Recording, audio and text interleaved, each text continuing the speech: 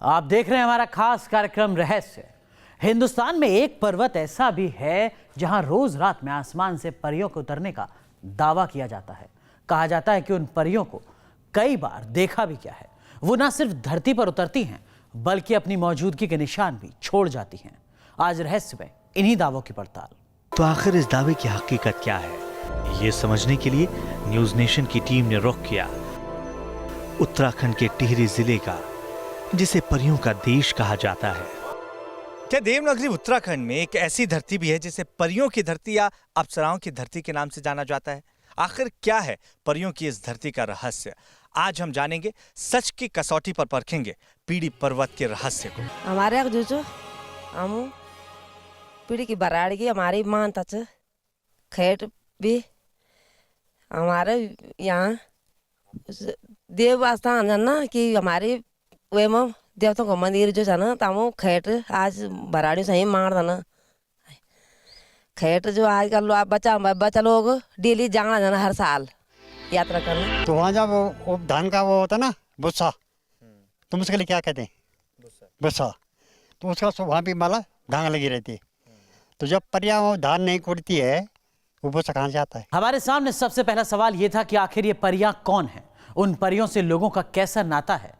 और ये पड़ताल हमें एक दिलचस्प कहानी ही नहीं, परियों के वंशज तक भी ले जाने वाली थी। पीड़ी पर्वत और खैट पर्वत कहा जाता है कि ये वो स्थान है जहां परियों का निवास है, जहां आज भी परियां आती हैं। लेकिन इन परियों का संबंध जिस गांव से है, उस गांव का नाम है चौंदाड़ा, जो मेरे ठीक पीछे आपको नजर आएगा। दरअसल ये गांव खैट पर्वत की तलहटी पर बसा हुआ है। दरअसल इस गांव से ऊपर की ओर खैट पर्वत और पीड़ी पर्वत की ओर जाने वाला एक रास्ता है।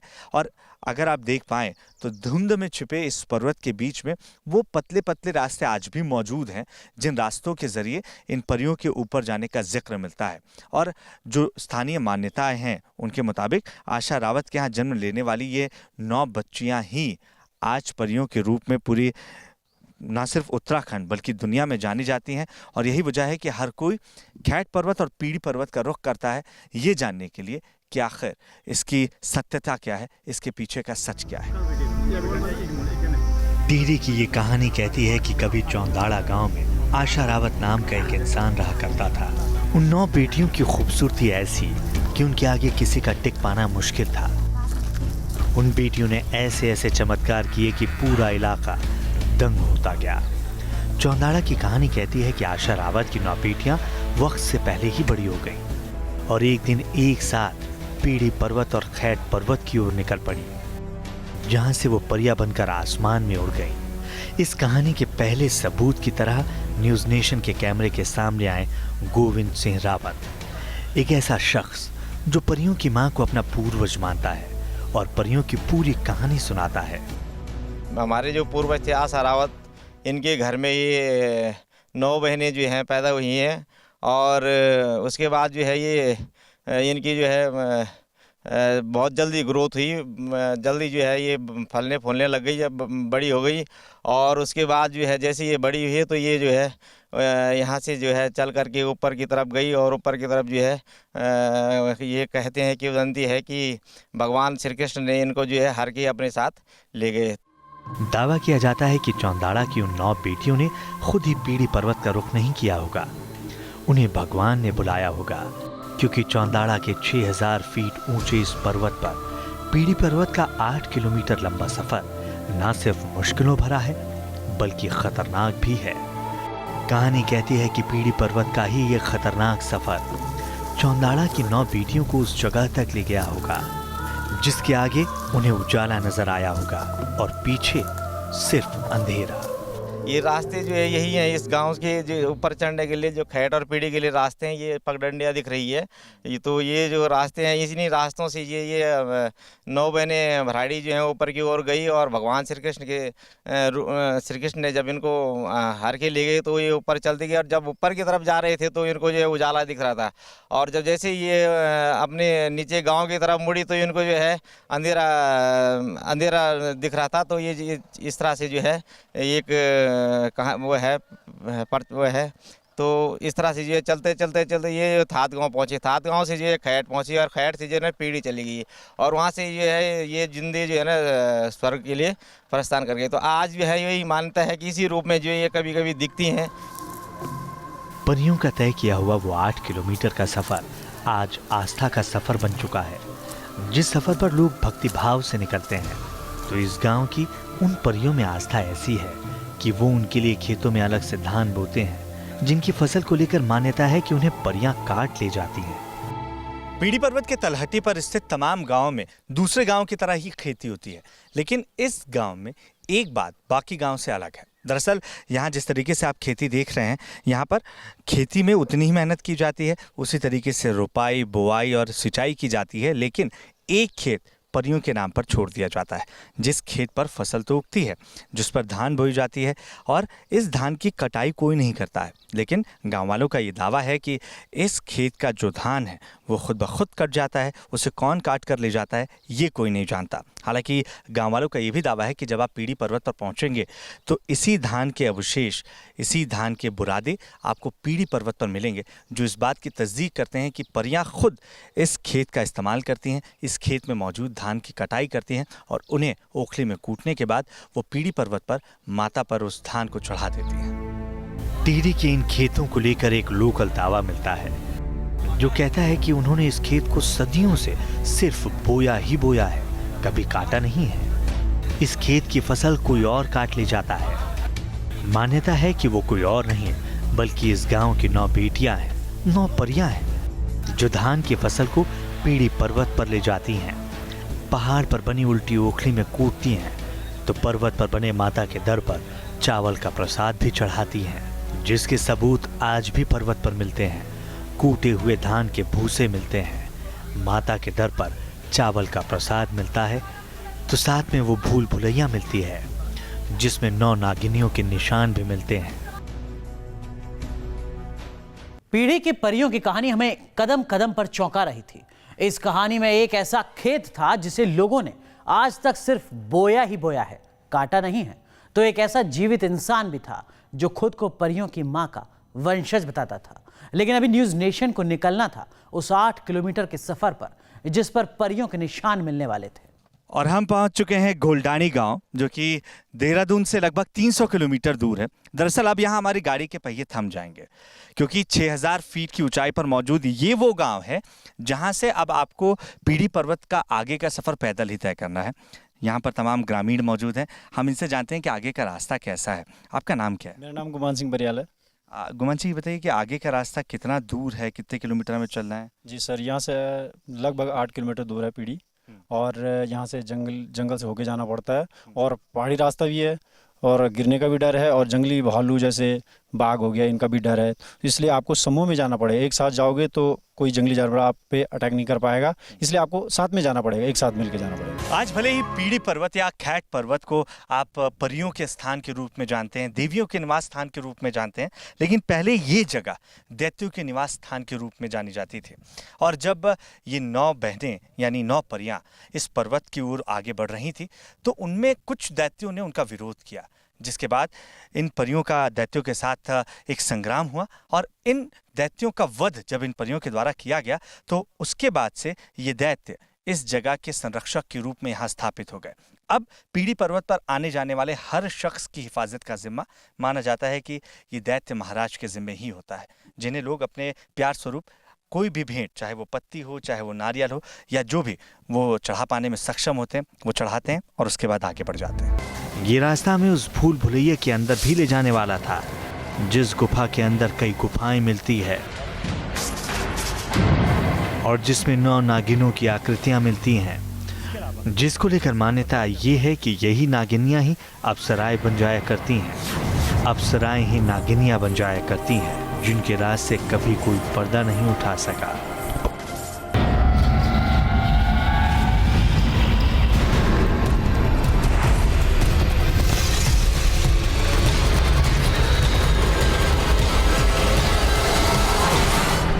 उत्तराखंड के टिहरी में 9000 फीट ऊंचे पर्वत पर परियों का देश मिलता है, और आखिर हम भी परियों के उसी देश में दाखिल हुए जहां हमें धान और गुफा की पहेलियां चौंकाने वाली थीं।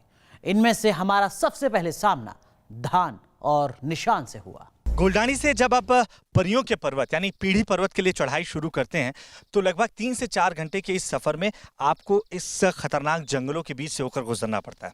अब यहाँ सिर्फ जंगली जानवरों का खतरा नहीं है, बल्कि खतरा इससे कई गुना बड़ा है। दरअसल रास्ते में आपको कोई सुविधा नहीं मिलेगी, 1-2 शॉप आपको मिलेंगे, हो सकता है वो बंद रहें, लेकिन उसके अलावा खतरा इस बात का भी है कि जब आप इन सकरे रास्तों से होकर गुजरते हैं तो आपकी एक तरफ पर एक गहरी खाई है, इतनी गहरी खाई जहां पर अगर आपकी एक गलती होती है तो उस गलती का मतलब सीधा सीधा मौत हो सकता है। कहते हैं कि पर्वत की ये खतरनाक चोटियां देवी माँ के रूप हैं, जो रूप धरकर देवी माँ ने असुर राज का संहार किया।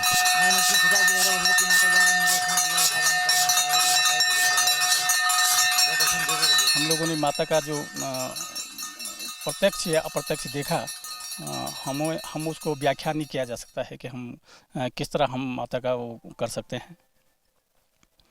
चंडी पुराण, पद्म पुराण, इन पुराणों में जब यहाँ का व्याख्या देखी गई है तो कहा जाता है कि इस जहाँ जिन स्थानों पे दैत्य खाल, खोडी, एक सामने खोडी खाल हो गया, दैत्य खाल हो गया, कगरचा खाल हो गया, केमुंडा खाल हो गया, जितने खाल लगभग 108 खाल के नाम से जहाँ पे जो रहे हैं, माता ने पीढ़ी पर्वत पे आकर के अपना रूप धारा और जहाँ पे माता ने तीर मारा, उनका वध किया, उसी के नाम से आज भी इन खालों का नाम से प्रचलित है।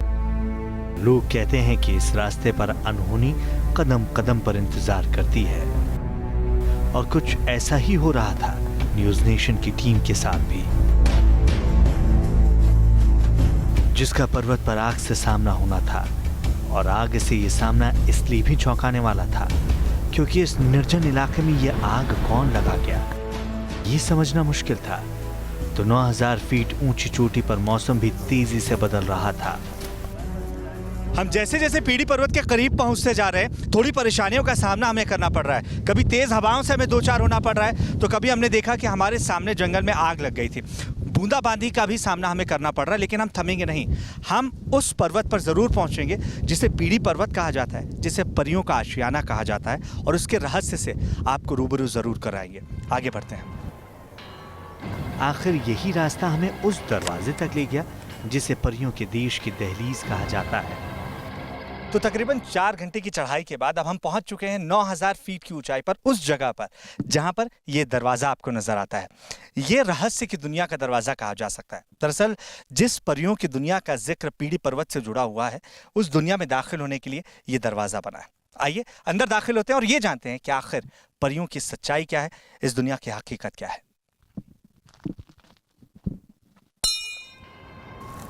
आखिर परियों के इस देश में दाखिल होते ही हमारा सामना कई अजूबों से होने वाला था। ये रास्ता हमें उस गर्भ गुफा तक ले जाने वाला था जिसका कोई ओर छोर नहीं मिलता। और सक्रिय होती जा रही है और बड़े एहतियात के साथ इसमें उतरने की जरूरत है। तो हमारा सामना धान के उस भूसे से कराने वाला था जिसे परियों का सबूत कहा जाता है, जिसे परियों का देश कहा जाता है, और जिन परियों को लेकर एक अलग मान्यता भी मिलती है। कहा जाता है कि पीढ़ी पर्वत की एक कहानी रावण से भी जुड़ी है। मान्यता है कि रावण की पत्नी मंदोदरी ने संतान पाने के लिए शिव की घोर तपस्या की। उनकी तपस्या से प्रसन्न होकर महादेव ने 9 कन्याओं से मंदोदरी की गोद भरने का वरदान दिया, लेकिन साथ में ये भी कहा कि जिस दिन 9 कन्याओं का जन्म होगा उस दिन से लंका का विनाश शुरू हो जाएगा। कथा कहती है कि जब रावण को ये बात पता चली तो उसकी क्रूरता जाग उठी। उसने जन्म के साथ ही उन कन्याओं को पीढ़ी पर्वत पर फेंक दिया। माना जाता है कि ये वही 9 कन्याएं हैं जो आज भी पर्वत पर परियां बनकर आती हैं, जिन परियों के कई चिन्हित निशान मिलने का दावा किया जाता है, जिन परियों के नाम पर एक पर्वत पर धाम मिलता है। और इस वक्त हमें गर्भ गुफा जोन में, दरअसल ये जो गुफा आप मेरे बाजू में देख रहे हैं, ये शुरुआत तो यहाँ से होती है, लेकिन खत्म कहाँ होती है कोई नहीं जानता है। कई बार कोशिशें की गई लेकिन कोई भी कोशिश कामयाब नहीं हो पाई है। हालांकि जो स्थानीय मान्यता है उसके मुताबिक परियां इसी रास्ते से उस जगह पर जाती थी जिसका वर्णन पुराणों में भी है और जिसके बारे में कहा जाता है वो त्रिहरि गणेश प्रयाग थी, जिसे आजकल टिहरी के नाम से जाना जाता है। और इस रास्ते से परियां जाकर वहां स्नान किया करती थी और उसके बाद पीड़ी पर्वत में पहुंचकर वो देवी की स्तुति करती थी। और अब ये गुफा एक बार फिर से लोगों की चर्चा का विषय बनी हुई है। हर कोई जानना चाहता है कि आखिर इस गुफा का रहस्य कहाँ छिपा है, ये गुफा कहाँ जाकर खुलती है। आखिर उसी पर्वत पर आगे बढ़ने पर हमें वो ओखली भी मिली जिससे परियों का किस्सा जुड़ा है, और ताजा धान का भूसा भी दिखा जिसका पीड़ी पर्वत पर होना हर किसी को हैरान करता है। परियों के लोग पीड़ी पर्वत पर जब हम चढ़ाई शुरू कर रहे थे, उस वक्त स्थानीय लोगों ने हमें यह भी कहा था कि जब आप ऊपर चढ़ेंगे तब आपको इस बात के साक्ष्य मिलेंगे कि जो तमाम परियां हैं, जिन्हें स्थानीय लोग देवियां कहते हैं, वो यहाँ पर धान कूटती हैं।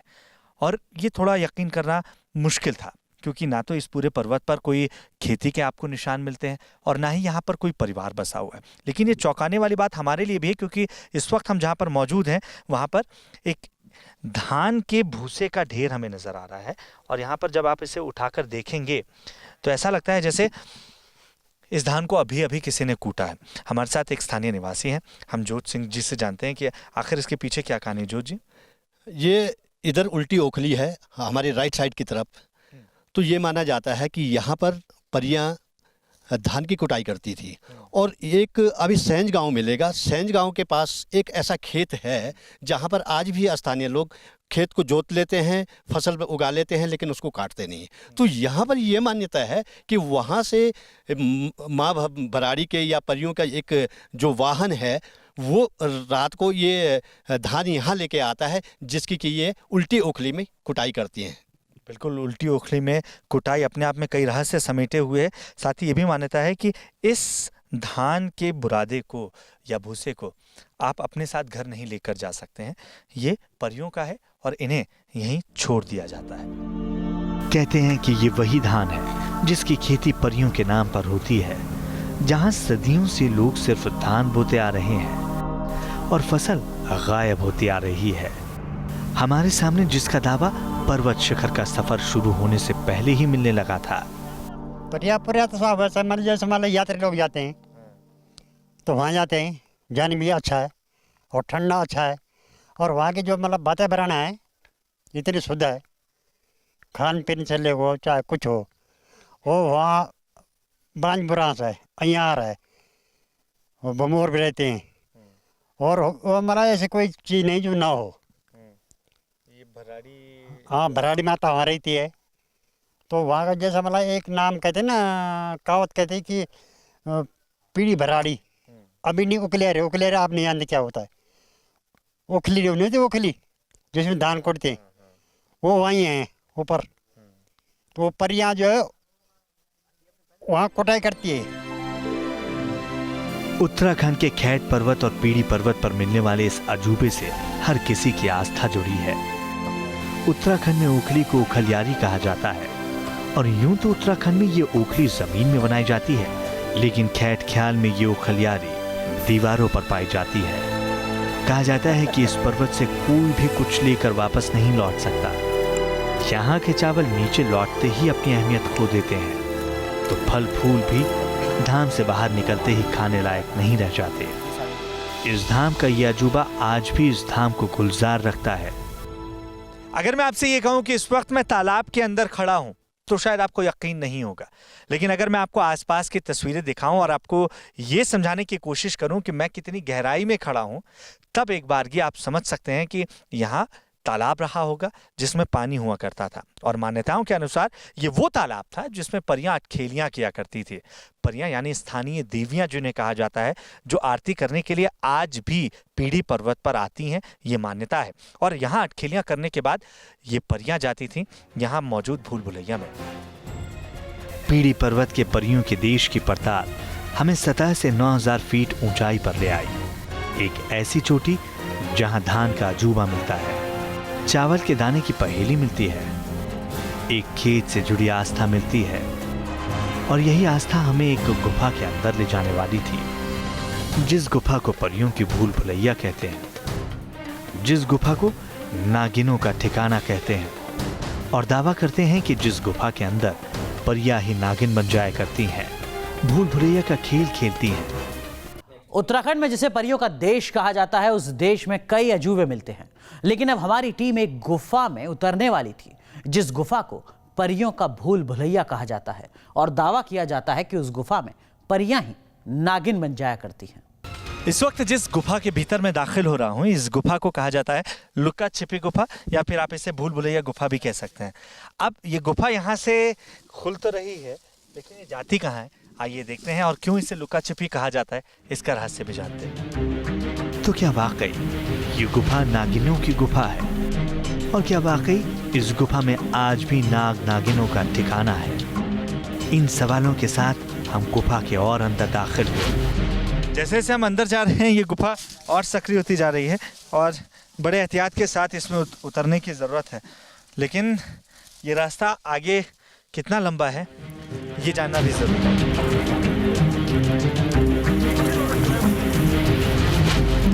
आखिर उसी गुफा में आगे बढ़ने पर 9 नागिनों की आकृति मिलती है, तो कई गुफाओं के रास्ते खुलते हैं।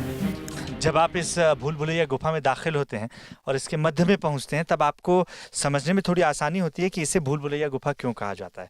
यहाँ आपको तमाम दरवाजे नज़र आएंगे, ऐसे रास्ते नज़र आएंगे जिससे कहीं पे भी निकला जा सकता है। इसके अलावा जो चीज़ यहाँ पर गौर करने वाली है वो ये आकृतियाँ हैं। जो दीवारों पर आपको आकृतियाँ नज़र आ रही हैं, इन्हें 9 नागनियाँ कहा जाता है। और ये बात आश्चर्य की हो सकती है कि जिन परियों का जिक्र किया जाता है पीड़ी पर्वत से, वो 9 बहनें थीं और उनकी अटखेलियों की जगह इस भूल भुलैया गुफा को कहा जाता है। दावा किया जाता है कि गुफा में इसके आगे बढ़ पाने की हिम्मत कोई नहीं कर पाता। वैसे तो नागों का ठिकाना यहाँ से शुरू होने वाली गुफाओं की भूल भुलैया में होता है, लेकिन उनसे किसी का सामना होना मौत को दावत देना होता है। तो आशा रावत की 9 बेटियां थीं जो 9 परियों का रूप धारण कर चुकी थी, जिन्हें स्थानीय लोग देवी के रूप में मानते हैं। और यहाँ 9 नग्नियाँ आकृतियाँ आप देखते हैं, तो कुछ लोग इन आकृतियों को उनसे भी जोड़कर देखते हैं। दावा किया जाता है कि वो आशा रावत की 9 बेटियां ही थी जो 9 परियां बनकर स्वर्ग चली गई। और वो 9 परियां ही हैं जो आज भी इस पर्वत पर उतरती हैं और नागिनों का रूप अख्तियार कर भूल भुलैया में लुका छिपी का खेल भी खेलती हैं। फिसलन से भरे इस सकरे रास्ते से होते हुए जब आप भूल भुलैया गुफा के बीचों बीच पहुंचते हैं, जिसे लुका छिपी गुफा भी कहा जाता है, तब आपके लिए समझने में थोड़ी आसानी हो जाती है कि इस गुफा को आखिर क्यों भूल भुलैया या लुका छिपी गुफा कहा जाता था। क्योंकि यहाँ पर आपको 5-6 ऐसे दरवाजे दिखते हैं जिससे आप अंदर या बाहर जा सकते हैं, और जो बाहर से आपको नज़र नहीं आएंगे। साथ ही साथ यहाँ कुछ आकृतियाँ आपको नज़र आएंगी, जिन आकृतियों को 9 नग्नियाँ आकृतियाँ कहा जाता है, जो दीवारों पर कुछ इस तरीके से बनी हुई हैं। अब ये संयोग की बात कहिए या आश्चर्य की बात कहिए कि जिन परियों का जिक्र मिलता है पीड़ी पर्वत पर पूजा अर्चना करते हुए, वो 9 बहनें थीं जो इसी गुफा में अटखेलियाँ करती थीं। तो यही वजह है कि ये 9 नागनियाँ जो आकृतियाँ हैं, इन्हें उन 9 बहनों से भी जोड़कर स्थानीय लोग देखते हैं। आखिर गुफा के अंदर हमारी ये पड़ताल यहीं खत्म हो गई। इसके आगे के खतरे को कोई मोल नहीं लेना चाहता, लेकिन एक गुफा के अंदर 9 नागिनों की आकृतियां हर किसी को हैरान करती हैं और सवाल भी करती हैं कि एक गुफा के इतने अंदर इन आकृतियों को गढ़ने वाला कौन होगा। इस गुफा से नागिनों की लुका छिपी की आस्था करने वाला कौन होगा। आगे आपको दिखाएंगे दुर्गा माता का वो मंदिर जहां परियों के पूजा करने की मान्यता है। आप बने रहिए न्यूज़ नेशन के साथ।